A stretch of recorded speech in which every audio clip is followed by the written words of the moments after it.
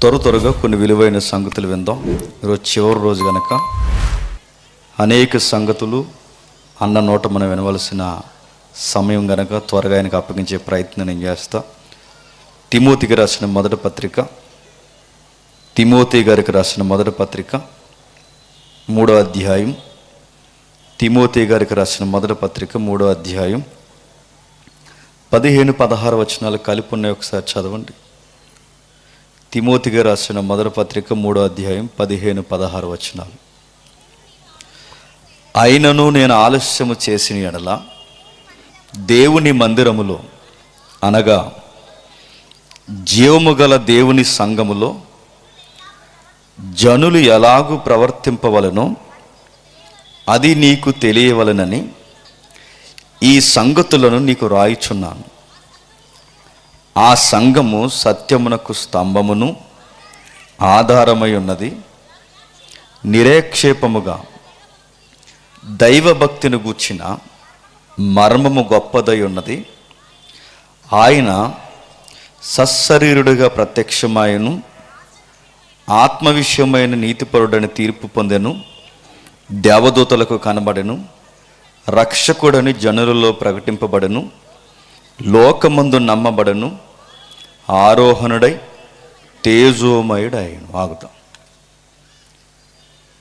అపోస్తుడైన పౌలు గారు తన కాలాన్ని మరింతగా ముగింపు దశకు వెళ్ళిపోతున్న టైంలో, ముఖ్యంగా ఎఫెసీ ప్రాంతంలో సంఘానికి అతిపెద్ద ప్రమాదం పొంచున్న టైంలో తన ప్రియ కుమారుడైన తిమోతికి రాస్తున్న మొదటి పత్రిక. ఎఫెసీ ప్రాంతంలో చాలా ప్రమాదాలు జరుగుతున్నాయి. మోకొమ్మడి దాడుతో అపోస్తుడైన పౌలుని చంపేయాలని పెద్ద ప్లానే చేశారు. ఎందుకు అంత ఆయన చంపేయాలన్న ప్రమాదం పౌలు గారికి ఎందుకు అంత వ్యతిరేకత ప్రజల్లోంచి వచ్చిందంటే, ఆ రోజుల్లో ఆ ఏరియాలో ఒక అత్యధికమైన పేరు మోసిన అర్తిమీదేవి గుడి ఉండేది. ఆ అర్తిమీదేవి గుడిలోనికి ప్రజలు ఆ నోట ఈ నోట మాట్లాడుకుని ఆ గుడికి వెళితే మంచి జరుగుతుందని ఆ రోజుల్లో పెద్ద నమ్మకం ప్రజల మధ్య. స్వదేశంలో ఉన్న ఎఫెసీ ప్రజలు నమ్ముతున్నారు, విదేశాలు పొరుగు ప్రాంతాల్లో ఉన్నవారు కూడా అర్తిమీదేవిని బాగా నమ్ముతున్నారు. అక్కడికి పిల్లలు లేని వారు పిల్లల కోసం వెళ్తే పిల్లలు పుడతారని నమ్మకం. వ్యాపారాలు అభివృద్ధి లేక వ్యాపారాలు లబోదిబాను కొట్టుకుంటే వ్యాపారంలో లాభాలు రావాలంటే అర్తిమీదేవి గుడికి వెళ్ళాలని నమ్మకం. ఇది క్రిస్టియానిటీలు ఇచ్చిన ప్రకటన కదా, అర్తిమీదేవి గుడి దగ్గర ఇచ్చిన ప్రకటన గుర్తుపెట్టుకోండి. రెండవ ప్రకటన, ఇక మూడవ ప్రకటన ఏంటంటే, ఇదిగో మీకు సంతానాలు ఏమున్నారా, మీకు ఆర్థిక ఇబ్బందులా, అనారోగ్య సమస్యలా, ఏదైనా కానీ ఆపద మొక్కుల దేవత ఆ రోజు, ముఖ్యంగా సంతాన దేవత ఎవరు? అర్తిమీదేవి. ఆడికి వస్తే మంచి జరుగుతుందని ప్రజలకి నమ్మకం. అందుకే ఇదిగో పులంటే చెప్పండి, అదిగో తోక అనే రకం. జరిగింది లేదు, పాడు లేదు. ఎవడు పుట్టించాడు పుకారు మొత్తానికి ఆ గుడికి వెళితే మంచి జరుగుతుందని ఎప్పుడైతే వార్త ఊపందుకుందో, పైగా ఆ కట్టడం చూడడానికి బాగుంటుంది. అందుకే పాత వింతలలో ఒక వింత కూడా అర్తిమీదేవి గుడి అంటారు. ఆ గుడిని ప్రజలు బాగా నమ్మడం, ఆ గుడికి ప్రజలు బాగా రావడం, ఎప్పుడైతే భక్తుల సంఖ్య ఆ ప్రాంతంలో పెరిగిందో, భక్తుల సంఖ్య పెరిగినప్పుడు ఖజానా బాగా నిండింది. ఖజానా ఎప్పుడైతే బాగా నిండిందో గవర్నమెంట్ గుడి మీద కన్నేసింది. గవర్నమెంట్ గుడిని టేకప్ చేయడం స్టార్ట్ చేసింది.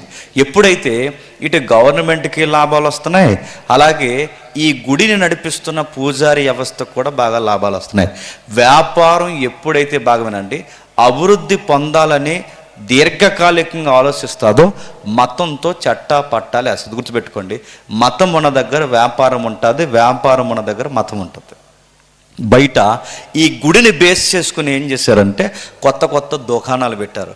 ఆ కొత్త దుకాణాలు పెట్టి వీళ్ళు ఏం చేశారు, ఆ గుడికి సంబంధించిన సింబాలిక్గా చిన్న బొమ్మలు అమ్ముతున్నారంటే గుడి బొమ్మలో. తాజ్మహల్ చూడడానికి వెళ్ళినోడు చిన్న తాజ్మహల్ ఎలా కొనుక్కుని తెచ్చుకుంటాడో, ఈ గుడికి వెళ్ళినోడు కూడా అర్తిమీదేవి గుడి బొమ్మ తెచ్చుకుని ఇంట్లో పెట్టుకున్నాడు. ఎందుకంటే ఆ రోజుల్లో మీరు బాగా వినండి, గుడికి సంబంధించిన ఏదన్నా గుర్తు తెచ్చి ఇంట్లో పెట్టుకుంటే మంచి జరుగుతుందని నమ్మకం. ఇలాంటి నమ్మకాలు మన క్రిస్టియానిటీలో కూడా వచ్చేసినాయి. మరియమ్మ బొమ్మ, మరియమ్మ దండ, యేసుప్రభు మాల, ఇవన్నీ వచ్చినాయి లేదా? ఇలాంటి ప్రాక్టీసులన్నీ ఎక్కడవంటే ఈ విగ్రహ ఆచార సంబంధమైనవి. అందుకే ఆ అర్తిమీదేవి గుడికి సంబంధించిన చిన్న ఎండు గుడి తెచ్చుకుని పెట్టుకున్నారట. ఈ గుళ్ళు ఎక్కడ అమ్ముతారంటే ఈ గుడి బయట చుట్టూ దుకాణాలు పెట్టారు, ఆ దుకాణాల్లో ఈ గుడి బొమ్మలు అమ్ముతారు. అంత బాగుంది, బయట వ్యాపారం బాగుంది, లోపల గుడి బాగుంది. గుడికి లాభాలు వస్తున్నాయి, వ్యాపారాలకి లాభాలు వస్తున్నాయి. అంత బాగుందన్న సమయానికి వ్యాపారం పడిపోయింది. ఎందుకు వ్యాపారం పడిపోయిందని ఆ ఏరియాలో పరిశీలన చేస్తే ఆ ఏరియాకి ఒకడు వచ్చాడు. ఆయన ఒకడు అనకూడదు, వాళ్ళ భాషలో చెప్తున్నాను. ఆ ఏరియాకు ఒక ఆయన వచ్చాడు, అతగాడి పేరు అపోస్తుడైన పౌలు. వచ్చి ఏం చేశాడు? చేతులతో చేయబడినవి దేవుడు కాదనియు, సృష్టికర్త అంటే మనం సృష్టించకూడదనియు, మనం చేసుకున్న బంగారము ఎండి మిగిలిన పదార్థాలలో దేవుడు ఉండడనియు, సృష్టమైన వాడు సృష్టికర్త కాడని, ఇలాంటి లాజికల్ మెసేజ్లు ఎప్పుడైతే పౌలు గారు వాక్యపు వెలుగులో ప్రజలతో మాట్లాడుతున్నాడో, ప్రజలకి సత్యం అర్థమైన తర్వాత గుడికి వెళ్ళే ప్రజలు గుడికి వెళ్ళకుండా సంఘంగా మారిపోయారు. ఎప్పుడైతే వ్యాపారాలు పడిపోయాయో, ఈ వ్యాపారాలకి కాస్తంత కీరోలుగా వ్యవహరిస్తున్న ఆ దెమెత్రి అనేవాడు వచ్చి, ఈ మనిషి వచ్చిన తర్వాత మన వ్యాపారాలు పడిపోయి అర్తిమీదేవి యొక్క గౌరవం పడిపోయింది, ఇతగాడిని ఇలాగే వదిలేస్తే మన యొక్క భవిష్యత్తు, దేవత భవిష్యత్తు లేకుండా పోదు కనుక దొమ్మి కేసులు కొడేద్దామని ప్లాన్ చేశారు. ఎవరిని? పౌలు గారిని. ఒకడు కొడితే కేసు, ఇద్దరు కొడితే కేసు, 10 మంది కొడితే కేసు, ఊరందరూ కలిసి కొడితే దొమ్మి. ఆ ప్లానింగ్లు ఏం చేయకండి.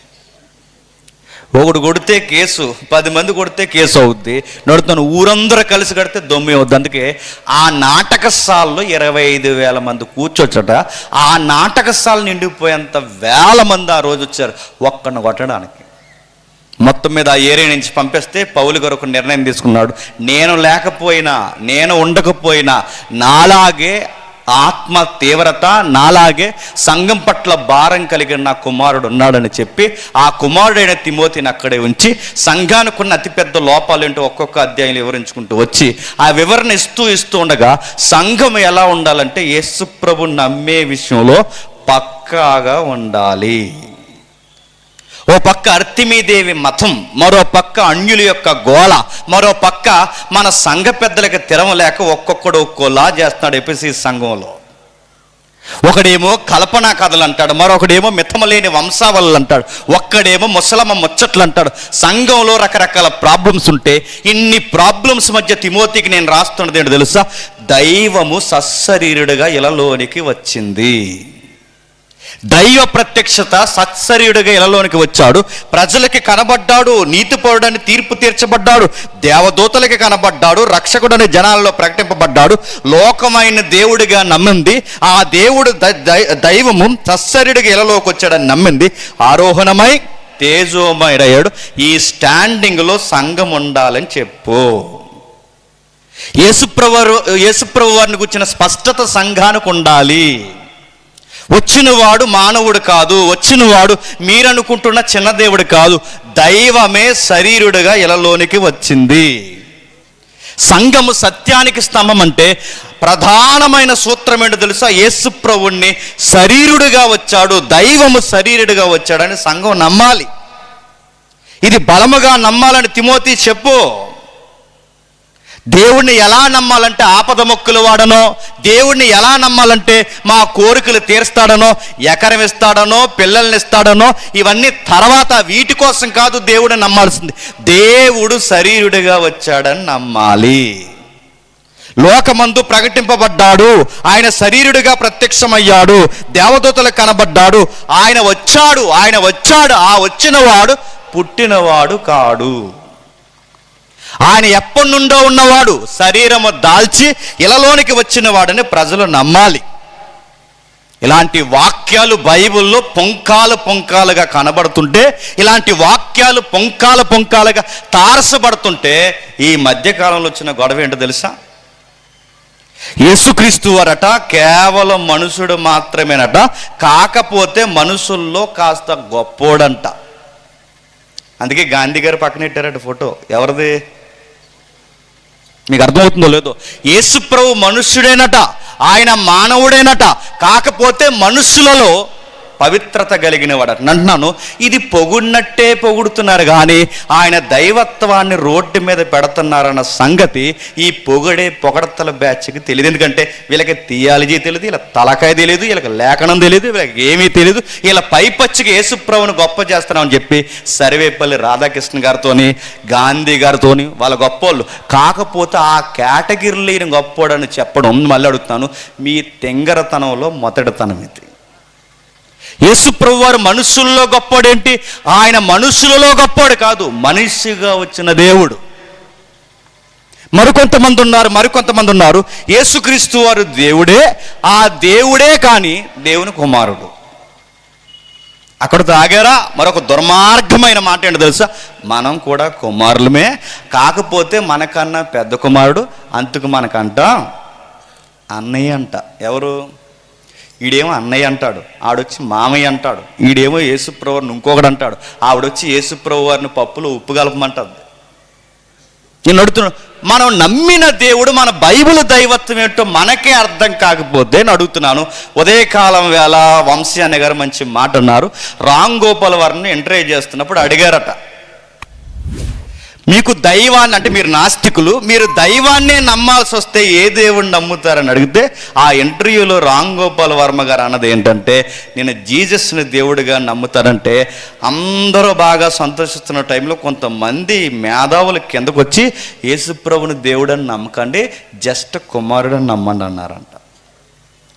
రామ్ గోపాల్ వర్మకే పొరపాటు చేస్తారు వీళ్ళు. నేను అడుగుతున్నాను, ఆయన దేవుడని నమ్ముతాడని ఆయన అంటే ఆయనకి తెలిసిన పరిధిలో ఆయన అన్నాడు. కిందకల్లి ఏమనంటే ఈయన దేవుడు కుమారుడు మాత్రమే, అసలు దేవుడు యెహోవా ఉన్నాడు, ఆయన నమ్మండి అన్నారంట. నేను అడుగుతున్నాను, ఇది పిచ్చి పరాకాష్ట అనరా? మన జనరేషన్లో నడుతున్నాను, ఇక్కడ కళ్ళ ముందు కనబడుతుంది దుర్బోధలు ఉన్నాయి. మీరు పెద్ద పెద్ద స్పీకర్లని ఎవరైతే అంటున్నారో, ఈరోజు నేషనల్ ఇంటర్నేషనల్ అని ఎవరైతే పిలువబడుతున్నారో వాళ్ళకి దైవత్వం విషయంలో వాళ్ళకి పునాది సత్యాలు కూడా తెలవంటే మీరు నమ్మగలరా? మరి వాళ్ళు ఏం చూసి వెంబడిస్తున్నారంటే, వీళ్ళు ఎందుకు వెంబడిస్తున్నారో ప్రజలకు తెలియదు, వాళ్ళు ఎందుకు వస్తున్నారో బోధించే వాళ్ళకి తెలియదు. వీళ్ళని చూసి వాళ్ళు మురిసిపోతారు, వాళ్ళని చూసి వీళ్ళు మురిసిపోతారు, అందరూ మురిసిపోయి నరకానికి పోతారు. నేను సీరియస్గానే చెప్తున్నాను, ఎందుకంటే నువ్వు ఏం నమ్ముతున్నావు?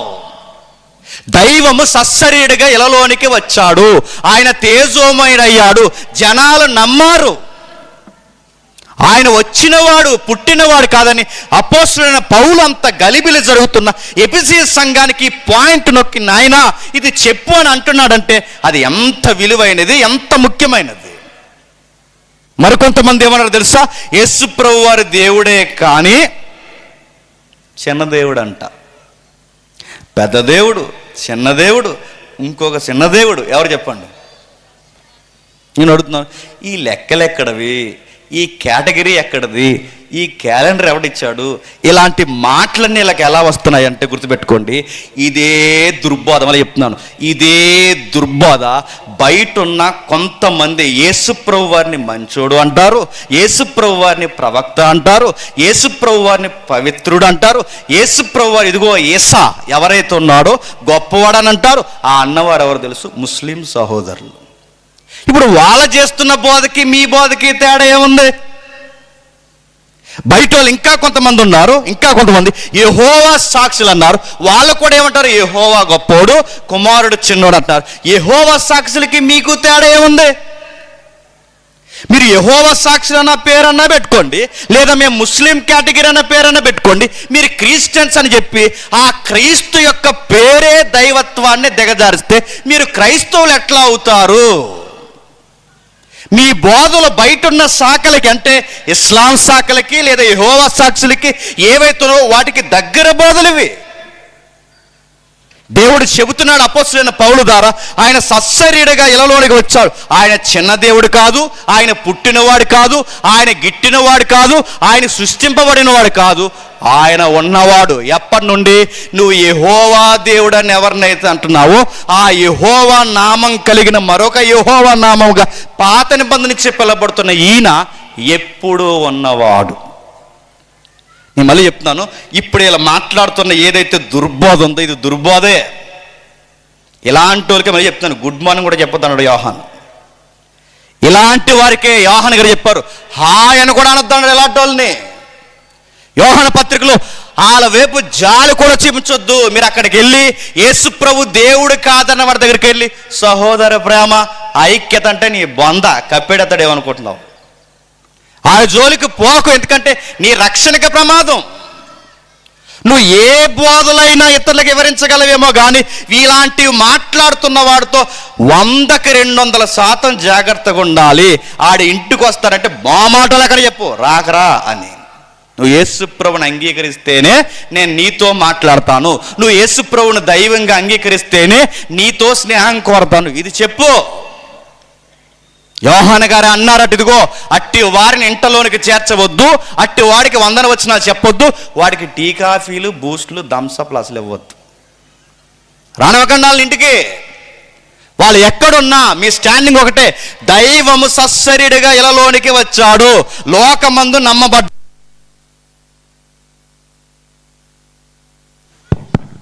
ఇంత బోధింపబడుతున్నప్పుడు ఇలాంటి ప్రశ్నలు ఎప్పటి పుట్టుకొచ్చాయి? ఇప్పటికి వచ్చినాయి కాదండి, ఇవన్నీ అరువు తెచ్చుకున్న ప్రశ్నలు. అరువు అని చెప్తున్నాను, ఇవి అరువే. ఇలా కొత్తగా క్రియేట్ అయిన ప్రశ్నలు కాదు, ఇప్పుడు కొత్తగా తెర మీదకి వచ్చినవి కాదు.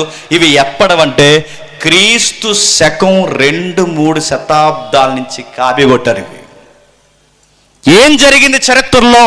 యేసు ప్రభు దైవత్వాన్ని గురించి చాలా సీరియస్ ఫైట్ జరిగింది. ఈ మధ్యకాలంలో కొంతమంది కామెంట్లు లైవ్లో వచ్చేస్తున్నారు, కామెంట్లు. ఎందుకంటే సోషల్ మీడియాలో ఉన్నారు ఈ మధ్య, సోషల్ మీడియా పరిశుద్ధులు. వీళ్ళు సోషల్ మీడియా పరిశుద్ధులు.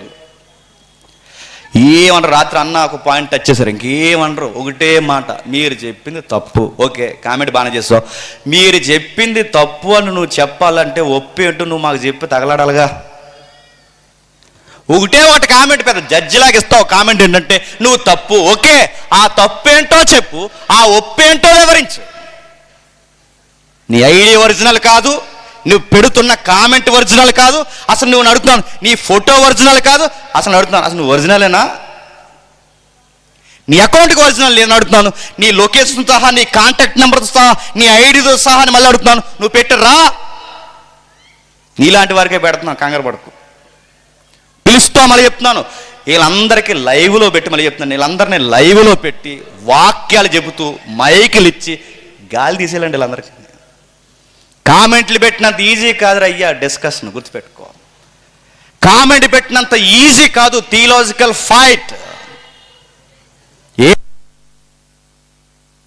ఏం జరుగుతుంది చరిత్రలో, ఏమైంది చరిత్రలో, చరిత్రలో ఎలాంటి నేపథ్యం జరిగింది, చరిత్రలో ఒక పెద్ద యుద్ధమే జరిగింది. ఈ సోషల్ మీడియాలోకి వచ్చి తప్పు మరికొంతమంది ఉన్నారు, యేసు ప్రభు అనే పేరుని నమ్ముకుని సాత్వికం మనకు బాగా అలవాటుగా ఉండాలి, అందుకే మనకి ఎందుకండి గొడవలు అన్నారట. మనం గొడవలు పెట్టుకుని బయట వాళ్ళలో, ఇది గొడవ కాదయ్యా, ఇది రక్షణ సిద్ధాంతాన్ని కూర్చున్న దుర్బోధకి ఎదురు నిలబడుతున్న ఒక సత్య సంబంధమైన యుద్ధం. అటు ఇటు కాకుండా మధ్యలో అరకొరకు వచ్చి ఏమంటున్నారు తెలుసా? ఇది కొంతమంది అంటున్నారు, వద్దండి మనకి గొడవలు ఏంటి నడుతుంది, ఇది గొడవ, మా ఎకరం ఏమైనా తీసేసుకున్నారు వాళ్ళు, ఇది గొడవ అని అడుగుతాను. నా అకౌంట్లో ఏమైనా డబ్బులు తీసుకోలేదు, ఇది గొడవ.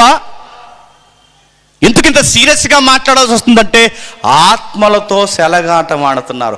ఎకరాలు పోయినా పర్లేదు, ధనం నష్టపోయినా పర్లేదు, మళ్ళీ సంపాదించుకోవచ్చు. కానీ ఆత్మ ఒక్కసారి ఆరిపోయిందో, ఒక్కసారి వారి నమ్మే విశ్వాసంలో సరైన పునాదులు లేవో, జారిపోతే ఆత్మకు ఎవడు బాధ్యుడు? రకరకాల మాట్లాడుతూ రకరకాల ఎన్ని మన గొడవలు ఎందుకంటే మరి ఏం కావాలి నీకు? ఆదివారం వస్తావు, కక్క ముక్క డొక్క తింటావు, మజ్జిగ తాగేస్తావు, నీ కడుపులో మజ్జిగ కదలకూడదు, నీకు పోరాటం ఉండదు, చెమట ఉండదు, ఏముండదు. నీకు ఎంతసేపు ఏంటంటే ప్రవ్వా నేను నీకు ఇది ఇస్తున్నాను, నువ్వు నాకు ఏదోటి ఇచ్చి నువ్వు అక్కడే ఉండు, నేను ఎక్కడ ఉంటాను, నీ పక్షాన్ని నేను ఏ పోరాటాలు చేయను, అదే ఇది ఇదే హాయ్ అన్నారంట. ఎవరిని? దేవుణ్ణి. నేను అడుగుతున్నాను, బైబిల్లో అపోస్తులు దుర్బోధలతో ఫైట్ చేశారా లేదా? అపోస్తుడైన పౌలు సమాజ మందిరంలో, నడి ఈదుల్లో, జ్ఞానులతో, మేధావులతో, మతున్మాదులతో ప్రభు అయిన యేసుక్రీస్తు వారు దేవుడని ఆయన డిఫెండ్ చేయడానికి ఫైట్ చేశాడా లేదా? సత్యం ఒక పక్క చెప్పాలి, ఆ సత్యాన్ని ఎవడైనా దిగజారుస్తున్నాడు అన్నప్పుడు సత్యము పక్షమున ఫైట్ కూడా చేయాలి. రెండు ఉంటాయి.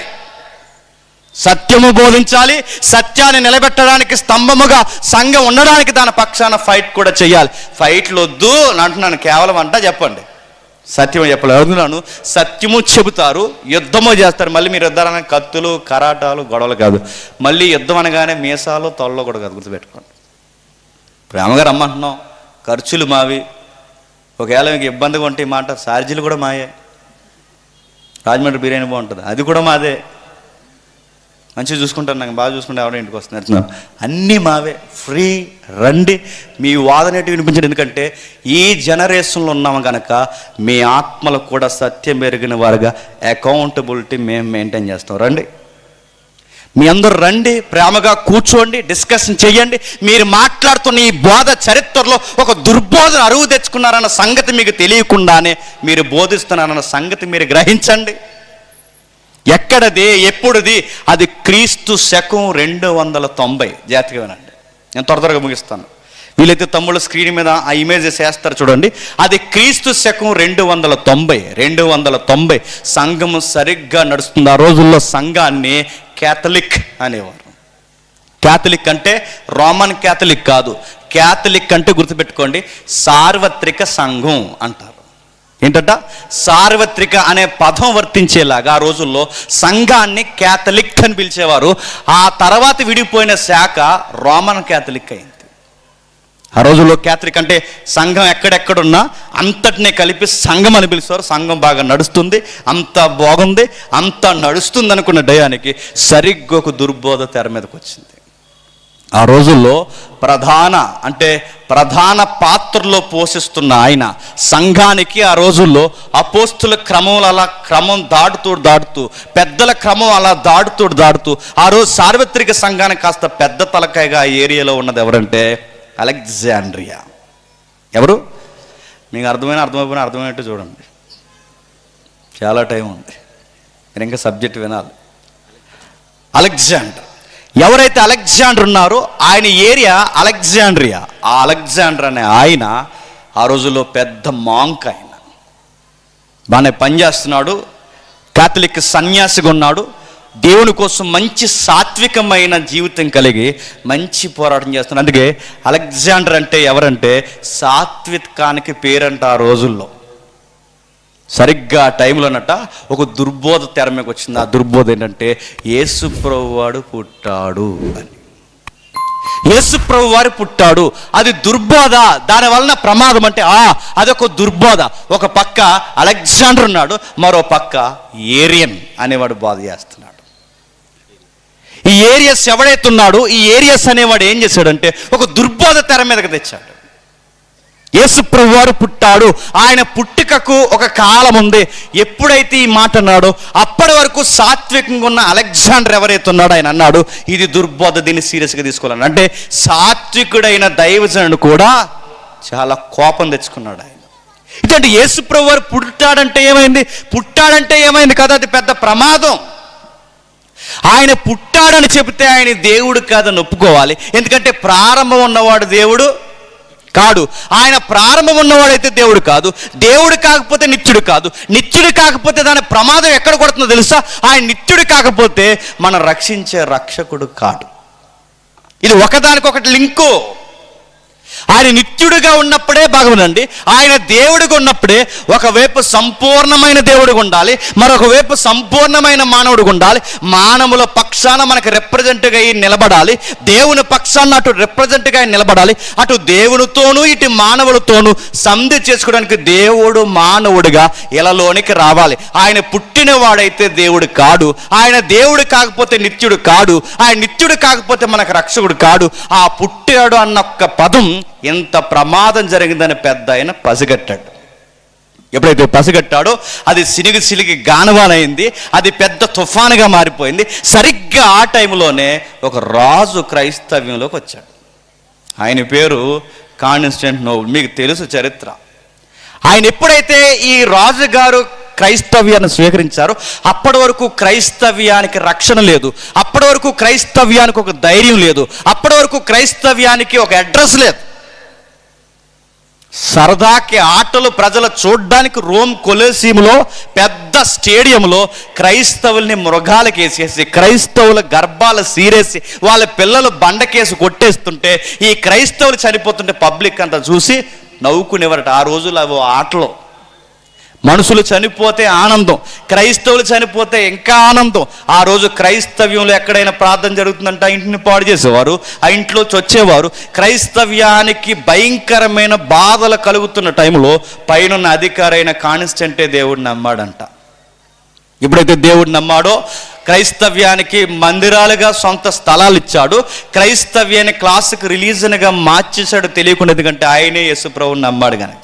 అంతా బాగుంది, బాగా నడుస్తుంది అనుకునే సమయానికి సరిగ్గా ఏరియాలో గొడవ వస్తుందట. ఆ గొడవ ఏంటంటే, ఓ పక్క అలెగ్జాండర్, మరో పక్క ఏరియస్. వీళ్ళిద్దరు గొడవ పెట్టుకుని దేశాన్ని అల్లకొల్లం చేశారట. ఏం గొడవ అంటే, అలెగ్జాండర్ దేవుడని, ఏరియస్ యేసుప్రభువు వారు పుట్టినవాడని.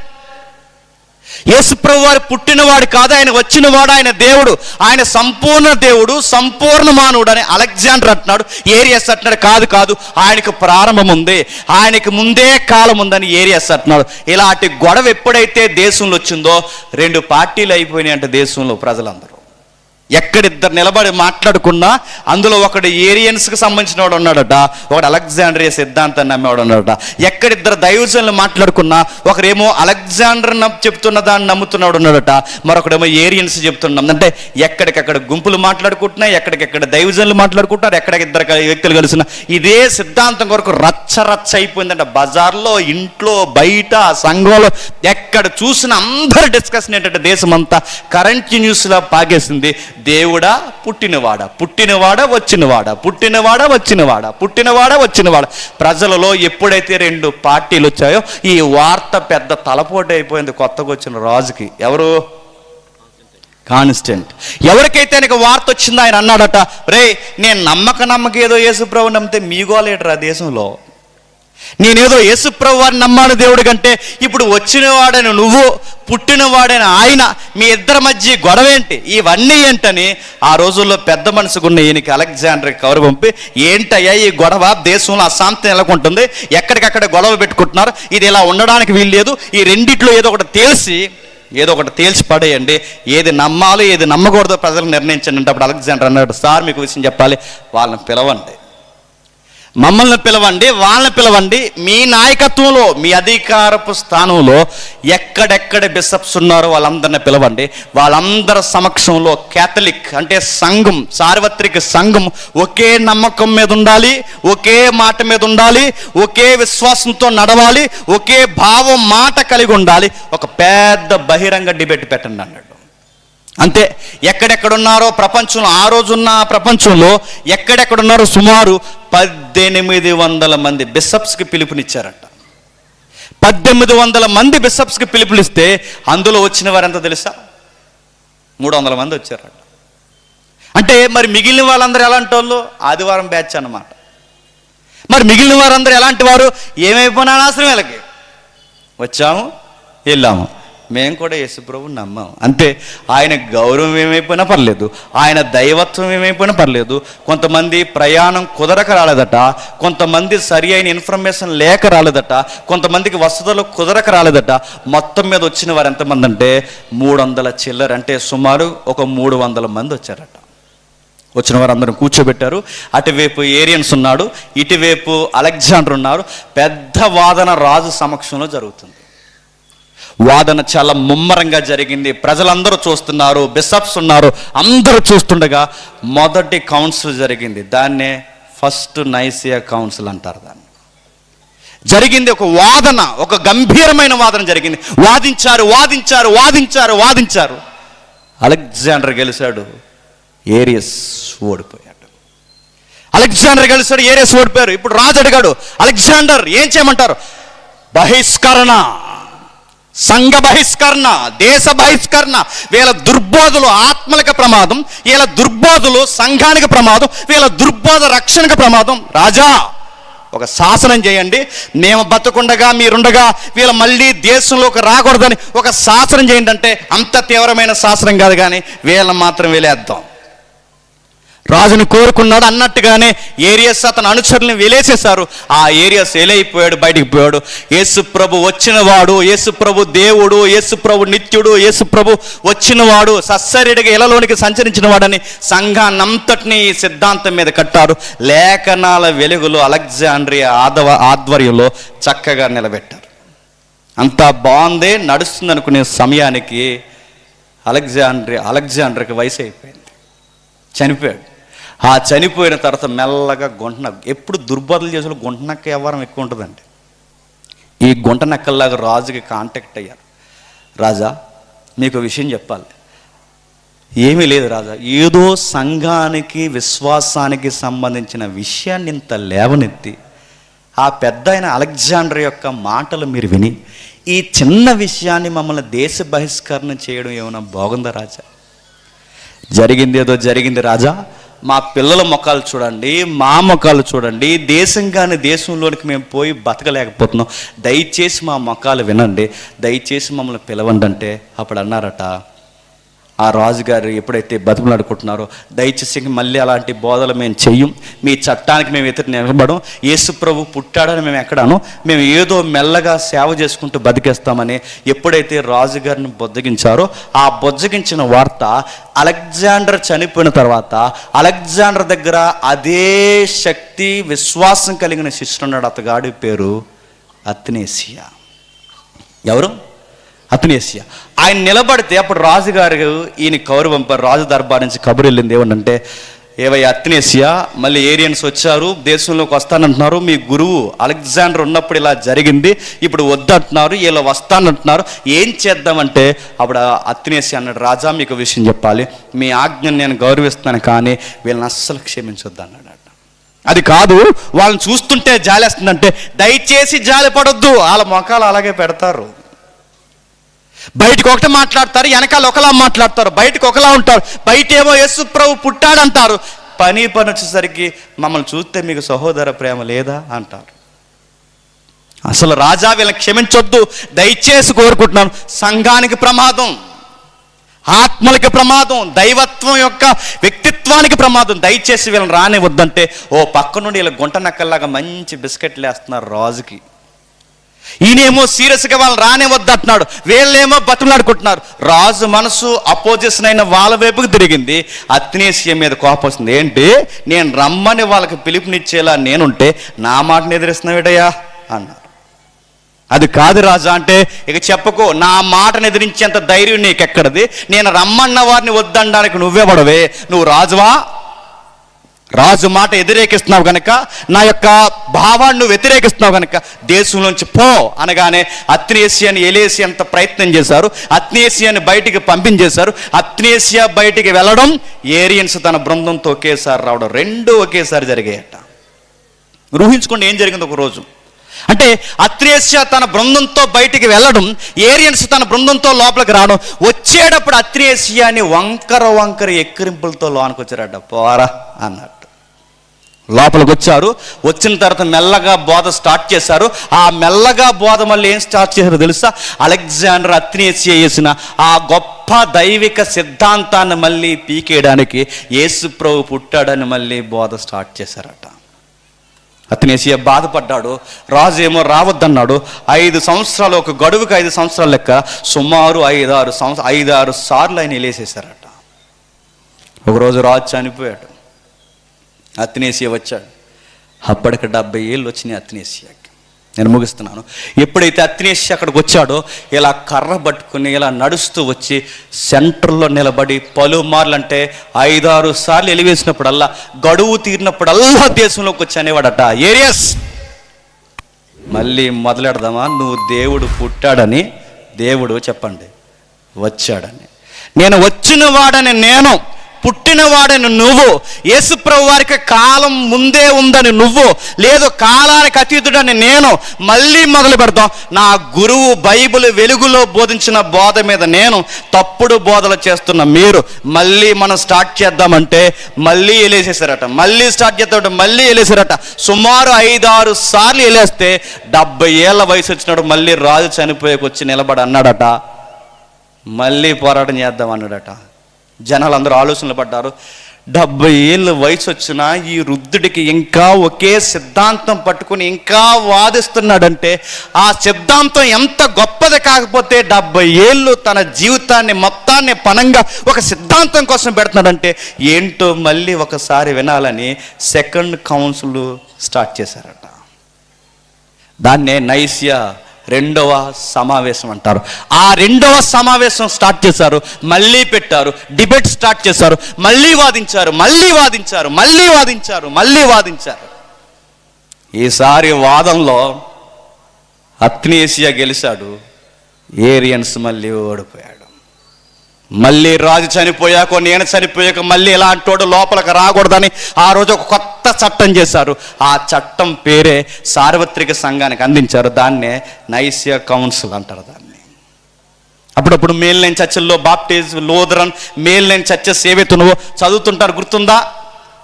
నేను తండ్రి అయిన దేవుడిని నమ్ముచున్నాను, కుమారుడైన దేవుడిని నమ్ముచున్నాను, పరిశుద్ధాత్మని నమ్ముచున్నాను, ఆయన కన్యక యందు జన్మించి ఆయన దేవుడిగా సశరీరుడిగా ఇలలోనికి వచ్చాడని నేను విశ్వసించుచున్నానని ఆదివారం సంఘం నిలబడి ఒక ప్రతిజ్ఞ చేస్తా చూసారా? ఆ ప్రతిజ్ఞను చేయించి తిరగరాయించింది ఎవరు తెలుసా?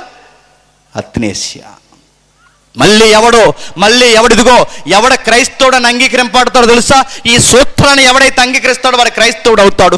ఎవడైతే యేసుక్రీస్తు వాడి దైవత్వాన్ని పుట్టినవాడని అంటాడో వాడు క్రైస్తవుడు కాడు, వాడొక దుర్బోధకుడు. సంఘం ఉన్నంతకాలం, సార్వత్రిక సంఘం ఉన్నంతకాలం ఈ ఆజ్ఞ పాటించాల్సిందని శాసనం చేశారు.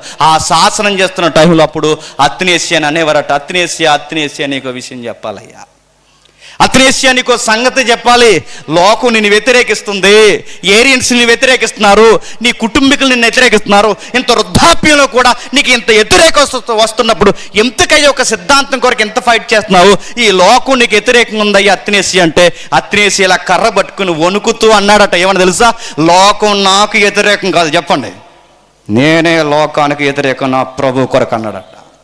ఈ లోకానికి నేను వ్యతిరేకం కాదు, లోకమంతా ఒక్కటైనా, ఈ సమాజంలో ఉన్న ఈ మోతుబర్లంతా ఒక్కటైనా, ఈ ఏరియన్స్ లాంటి వారు 100,000 మంది పుట్టినా నా దేవుడు శరీరుడు, నా దేవుడు సశరీరుడుగా ఇలలోనికి వచ్చాడు, ఆయన సజీవుడు, లోకమందు నమ్మబడ్డాడు, ఆయన పుట్టినవాడు కాదు వచ్చినవాడని ఈ గొంతులో ప్రాణం ఉన్నంత వరకు నేను వాదిస్తానని ఒక్క సిద్ధాంతం కొరకు జీవితాన్ని పణంగా పెట్టిన గొప్ప భక్తుడు, పరిశుద్ధుడు, చెప్పండి, అత్నేసియా. హరిసేశారు ఆ రోజు దుర్బోధని, తులుమాడేశారు ఆ రోజు దుర్బోధని, తరిమేశారు ఆ రోజు దుర్బోధని. దేశం నుంచి, సంఘం నుంచి మరలా కనబడకుండా శాసనాలు చేసి మళ్ళీ తరిమేశారు. అలా తరిమేసిన బోధన మళ్ళీ అరువు తెచ్చుకుని మళ్ళీ ఇప్పుడు చెబుతున్నారట. వీళ్ళు ఎవరు చెప్పండి? చచ్చిన ఏరియన్స్ గడి బ్యాచ్ వీళ్ళందరూ ఎవరు చెప్పండి? కౌన్సిల్ వ్యతిరేకించిన ఆ దుర్బోధన మళ్ళీ భుజాల మీద ఎగరేసుకుని వస్తున్నారు వీళ్ళు. చాలా కాలం క్రితం ఇదే తరగతిని చెప్తే, చాలా కాలం క్రితం ఇదే సంఘ చరిత్ర మాట్లాడుతుంటే ఇలాంటి వ్యతిరేకమైన దుర్బోధన నమ్ముడు అన్నాడు. తలా తోక లేకుండా ఏరియన్స్ బోధనే బోధిస్తూ అన్నాడు. ఏరియన్స్ అంటే ఎవడరా అన్నాడట. నువ్వు బోధిస్తుంది ఎవడు పుట్టించాడో తెలియదు, నీకు ఎవడు చెబుతున్నాడో తెలియదు, అది ఎక్కడి నుంచి వచ్చిందో తెలియదు, కానీ తయారైపో ఏమని? ఆయన పుట్టాడని.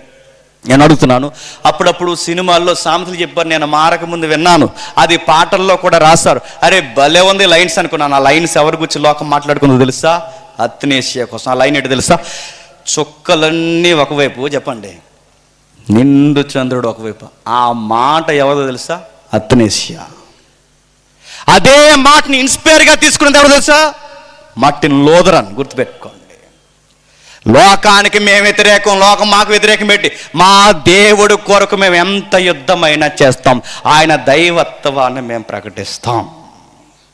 నేను ముగించే ముందు చెప్తున్నాను, ఆయన ఈరోజు ప్రత్యక్షమయ్యాడా? ఆయన కన్యక గర్భమందు వచ్చాడా? పూర్వకాలమందు, బాగా వినండి, పూర్వకాలమందు నానా విధాలుగా నానా సమయాల్లో ప్రత్యక్షమవుతూ వచ్చాడని ప్రవక్త మీకా సెలవివ్వలేదా? మీకా మనకి జ్ఞాపకం చేయలేదా? నానా విధాలుగా అబ్రహాముకు దర్శనం వచ్చింది. అబ్రహాముకు దర్శనం వచ్చినప్పుడట, బాగా వినండి, అబ్రహాముకు దర్శనం వచ్చినప్పుడు యెహోవా వాక్కు అబ్రహాముకు ప్రత్యక్షమైందంట. అడుగుతున్నాను, యెహోవా వాక్ అనగానే బ్యాచ్ అందరూ అనుకున్నారు సౌండ్ అనుకుంటున్నారు. వాక్ అంటే సౌండ్ కాదు, కూ అన్నట్టు కాదు. యెహోవా వాక్ అంటే కుమారుడా అన్నట్టు కాదు, సౌండ్ కాదు. మీరు ఇంటికి వెళ్ళిన చదవండి, ఆదికాండం 15 అధ్యాయం. ప్రత్యక్షమైన అంటే ఏంటండి? వాక్కట, చెప్పండి, కనబడుతుందంట. యెరెమీయాకి యెహోవా వాక్కు ప్రత్యక్షమై గర్భమంద యెహోవా వాక్కు తాకి యెహోవా వాక్కు అందట, నువ్వు పిండము కాకముందే నేను పిలుచుకున్నానని ప్రత్యక్షమైన యెహోవా వాక్కు యెరెమీయాతో మాట్లాడిందంట. సమూయేలు బాలుడుగా ఉండగా అప్పటికి యెహోవా వాక్కు, మీరు ఇంటికి చదవండి, అప్పటికి యెహోవా వాక్కు ఇంకా ప్రత్యక్షము కాలేదు కనుక సమూయేలుకి దేవుడు అంటే ఏంటో అర్థమవట్లేదట. ఆ 3వ అధ్యాయం చివరికి వచ్చేసరికి అర్థమవుద్ది, యెహోవా వాక్కు సమూయేలుకు ప్రత్యక్షమై అడుగుతున్నాను. వాక్కు సౌండ్ ప్రత్యక్షం అవడం ఏంటండి? సౌండ్ వినబడుతుందంటే బాగుంటుంది. సౌండ్ కనబడుతుందా వినబడుతుందా? కనబడుతుంది. సౌండ్ కనబడుతుందంటే బాగా వినండి, వాక్కుగా కనబడుతుంది, వాక్కుగా వినబడుతున్న ఆ వాక్కు కనబడుతుందంటే అది సౌండ్ కాదు, ఎవరో యెహోవా వాక్కుగా ప్రత్యక్షమవుతున్నారు. ఆ యెహోవా వాక్కుగా ప్రత్యక్షమవుతున్నది ఎవరు? ఆ పాత నిబంధన ఫ్రేమ్ మొత్తం తెచ్చి సువార్తలు ఇరికించి నీకు నాకు ఎక్స్పోజ్ చేసింది ఎవరు తెలుసా? యోహాను. ఏమన్నా తెలుసా? ఆ యెహోవా వాక్కు, ఆ వాక్యము, చెప్పండి, సస్సరిడుగా ఇలలోనికి, చెప్పండి, సంచరించును. ప్రత్యక్షమైన అంటే యెరెమీయా కనబడిన ఆ వాక్యము, అబ్రహాముకు కనబడిన ఆ వాక్యము, ప్రవక్తలకు కనబడిన ఆ వాక్యము, యెహోవా వాక్కు సెలవిచ్చినది ఏమనగానే పాత నిబంధనలో చదువుతున్న ఆ వాక్యము, యెహోవాని పరిచయం చేసిన ఆ వాక్యము ఇలలోనికట వాక్యము శరీరుడుగా వచ్చిందంటే యోహాను సువార్తలో చెబుతున్నదే యెరెమీయాలో చెప్పాడు, యెరెమీయాలో చెబుతున్నదే ఆదికాండంలో చెప్పాడు, ఆదికాండంలో చెప్తుంది ఎక్కడెక్కడ ప్రవక్తలు మాట్లాడుతున్నాడు అక్కడ ప్రత్యక్షమైన యెహోవా వాక్కు ఆయనే. ఎందుకు ప్రత్యక్షమయ్యాడు? తండ్రి అయిన యెహోవా అదృశ్యుడు, దృశ్య రూపంలో కనబడే మరొక యెహోవా, చెప్పండి, ప్రభు అయిన యేసుక్రీస్తు వారు. గుర్తుపెట్టుకోండి, అంటే పాత నిబంధన నుంచి ఈయన దాఖలాలు ఉన్నాయి, పాత నిబంధన నుంచి ఈయన ప్రత్యక్షత ఉంది, పాత నిబంధన నుంచి దైవం యొక్క ఉనుకుందందుకే చూడండి, అరణ్యంలో వారిని నడిపించిన దూత ఆయనే, యాకోబుని దీవించిన దూత ఆయనే, ఆగరుతో మాట్లాడిన దూత ఆయనే. ఆ దూత, బాగా వినండి, యెహోవాగా పలుమార్లు ప్రత్యక్షమైనది ఆయనే. అక్కడ వరకు ఎందుకు? ఉజ్జియా చనిపోయిన తర్వాత సింహాసనం మీద కూర్చుంటే ఆ సింహాసనం మీద ఇందాక అన్న జ్ఞాపకం చేసిన దినాన్న 3 సార్లు పరిశుద్ధుడు పరిశుద్ధుడు అన్నప్పుడు అక్కడ ఉజ్జియా చనిపోతే సింహాసనం మీద కూర్చున్నది కూడా నువ్వు పుట్టినవాడు అంటున్న ఆయన పుట్టక ముందే ఉన్నవాడుగున్న నజరుడైన యేసుడే క్రీస్తుగా ఉన్నాడు. గుర్తుపెట్టుకోండి. దాన్ని నువ్వెలా చెప్పగలవయ్యంటే ఇది ఆయనే అనడానికి యోహాను గారు 8వ అధ్యాయంలో రాశాడు. యెషయా సింహాసనం మీద చూసింది ఎవరిని అన్నాడు ఆయన? ఎవరిని? 12వ అధ్యాయం ఒకసారి చూడండి, యోహాను సువార్త 12వ అధ్యాయం, యోహాను సువార్త 12వ అధ్యాయం ఒకసారి చూద్దాం. యోహాను సువార్త 12వ అధ్యాయం, యోహాను సువార్త 12వ అధ్యాయం 41వ వచనం. యోహాను సువార్త 12వ అధ్యాయం, మీరు ఇంటికి వెళ్ళే సందర్భంతో చదవండి. యోహాను సువార్త 12వ అధ్యాయం 41వ వచనం. యెషయా ఆయన మహిమను చూసినందున ఆయన గురించి ఈ మాట చెప్పాను అని అడుగుతాను. యెషయా చూసింది ఎక్కడే? 6వ అధ్యాయంలో ఉన్నది. అంటే ఈ సందర్భం అంతా ఎక్కడిది? 6వ అధ్యాయంలో. 6వ అధ్యాయంలో ఏం జరిగింది? ఉజ్జియా మరణించిన దినమున యెహోవా సింహాసనం మీద కూర్చుంటే పరిశుద్ధుడు పరిశుద్ధుడు అని పిలువబడుతున్న నేపథ్యం ఉంది. ఆ నేపథ్యమే, చెప్పండి, యోహాను జ్ఞాపకం చేస్తున్నాడు. యోహానే చెప్పాడు ఏమని? మహిమ కలిగిన దేవుడు యేసు ప్రభువు అని. అపోస్తలుడైన పౌలే చెప్పాడు దైవము సస్సరిడుగా ఇలలోనికి వచ్చాడని. కానీ యేసు ప్రభు పుట్టాడని చెప్పింది చరిత్రలో ఎవడు చెప్పినా? ఏరియన్స్ చెప్పాడు. నెక్స్ట్ వాడి బ్యాచ్ చెప్పాడు. ఈ తరంలో ఇదిగో వీళ్ళు చెప్తున్నారు. ఇప్పుడు చెప్పండి, ఆ రోజు దులుమాడడానికి పౌలు ఉన్నాడు, ఆ రోజు దులుమాడేయడానికి యోహాను గారు ఉన్నారు, ఆ రోజు అపోస్తుల ఆది సంఘం ఉంది. 2-3 శతాబ్దాలకు వచ్చేసరికి అలెగ్జాండర్ అత్నేసి ఉన్నారు. ఈ జనరేషన్లో ఎవరున్నారంటే మనకు తెలిసిన తెలుగు రాష్ట్రాల్లో మన పరిధిలో మీ సంగతి చూడడానికి మేము ఉన్నాం చెప్తున్నాను. మేము ఉన్నాం, మళ్ళీ చెప్తున్నాను, మీకు సార్వత్రిక ఆహ్వానం ఇస్తున్నాం. యేసు ప్రభు పుట్టాడన్నా, యేసు ప్రభు వారు లేదు గిట్టాడన్నా, ఆయన చిన్న దేవుడు అన్నా, ఆయన సజీవుడిగా కనబడిన మానవుల్లో గొప్పవాడన్నా, ఆయన దైవత్వాన్ని తగ్గించేవారు ఎవరున్నా మీకు త్వరలో ఆహ్వానం ఉంది, రెడీగా ఉండండి.